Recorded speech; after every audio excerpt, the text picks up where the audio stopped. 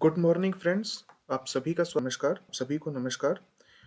हम यहाँ पर एक नया कोर्स ला रहे हैं इंटरनेशनल लॉ का यूपीएससी के सिलेबस पे। जैसा कि आपने देखा है कि यूपीएससी और ज़्यादातर स्टेट पीसीएस का सिलेबस लगभग सेम ही होता है। तो यहाँ पर हम एक इंटरनेशनल लॉ के लिए सिलेबस ला रहे हैं, पूरा कंटेंट हम एक क्रिएट कर रहे हैं इस चैनल पे। और इस चैनल पे हम इसके इंटरनेशनल लॉ की सारी चीज़ें डिस्कस करेंगे, पूरा का पूरा सिलेबस हम देंगे। इसके साथ साथ जो नोट्स मैं दूंगा यहाँ पे आपको, जो चीज़ें मैं पढ़ाऊँगा वो एकदम प्रिसाइज़ और टू द पॉइंट होगी। मतलब कि आपको अब उतना याद करके, उतना रट करके एग्ज़ाम में लिखना है, ना उससे ज़्यादा ना उससे कम। उतना लिखने पर आपको ऑप्टिमम मार्क्स मिल जाएँगे आपको यूपीएससी के मेंस के एग्ज़ामिनेशन में। ठीक है? तो ये है आपका syllabus of international law. International law की बुक्स कौन-कौन सी अच्छी होती हैं? अगर ये आप मुझसे पूछना चाहते हैं तो मैं बताना चाहूँगा, मेरे अपने ओपिनियन में SK Kapoor is the best book. ठीक है? आप एसके कपूर के अलावा कोई दूसरी बुक पिकअप मत करिएगा फॉर इंटरनेशनल लॉ। इसके अलावा मार्केट में एक डॉक्टर अशोक कुमार जैन की एक छोटी सी बुक मिलती है जिसे लोग प्यार से दुक्की भी बोलते हैं, तो आप उस बुक के लिए जा सकते हैं।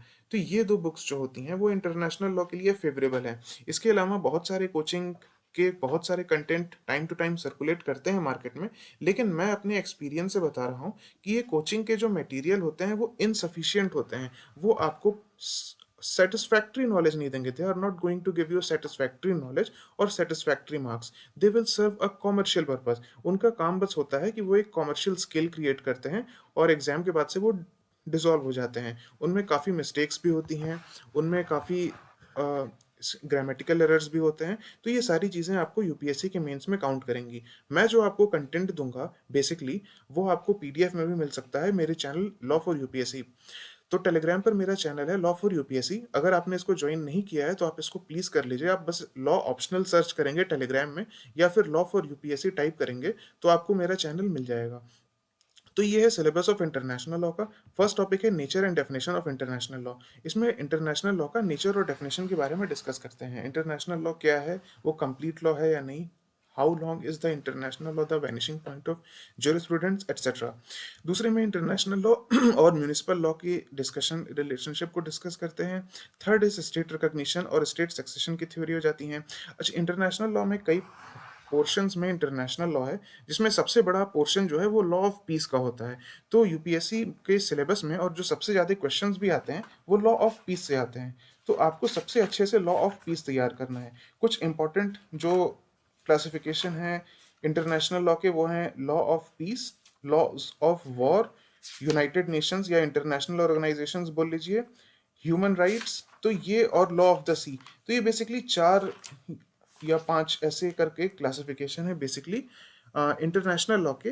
तो इसमें लॉ ऑफ पीस सबसे इंपॉर्टेंट है। तो हम लोग स्टार्ट करेंगे बेसिकली इंट्रोडक्शन से, उसके बाद से हम लोग जल्दी से पकड़ लेंगे लॉ ऑफ पीस को, क्योंकि लॉ ऑफ पीस जो है वो सबसे इंपॉर्टेंट टॉपिक है। और आपका इंटरनेशनल लॉ का पूरा सिलेबस कवर हो जाएगा यूट्यूब पे, इसी चैनल पे सारी वीडियोस फ्री में रहेंगे। विद इन 30 डेज मैं आपको पूरा इंटरनेशनल लॉ का सिलेबस कवर करके दे दूंगा।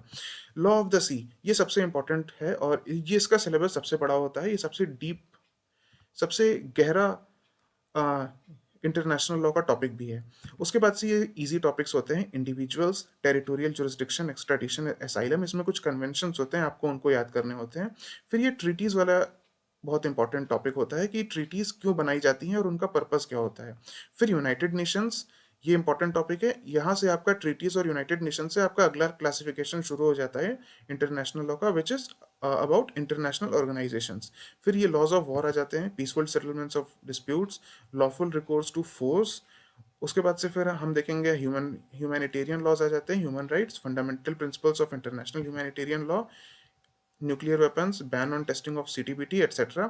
उसके बाद से ये टेररिज्म रिलेटेड लॉज आ जाते हैं और लास्ट में आता है आपका इंटरनेशनल ऑर्गेनाइजेशंस वाला टॉपिक। इंटरनेशनल ऑर्गेनाइजेशंस के टॉपिक्स में से क्वेश्चंस पहले नहीं आते थे, लेकिन रिसेंट टाइम्स में आने लगे हैं। टाइम के साथ साथ मैं आपको यूपीएससी के इंटरनेशनल लॉ के प्रीवियस क्वेश्चंस का एनालिसिस भी करके दिखाऊंगा कि किस एरिया से ज़्यादा क्वेश्चंस आते हैं और किस एरिया से कम क्वेश्चंस आते हैं, जिससे कि आपको अपने प्रिपरेशन को फाइनल पुश देने में आसानी हो। तो पूरे के पूरे वीडियोस को देखने के लिए आप हमारे साथ जुड़े रहिएगा अंत तक। Thank you and have a nice day.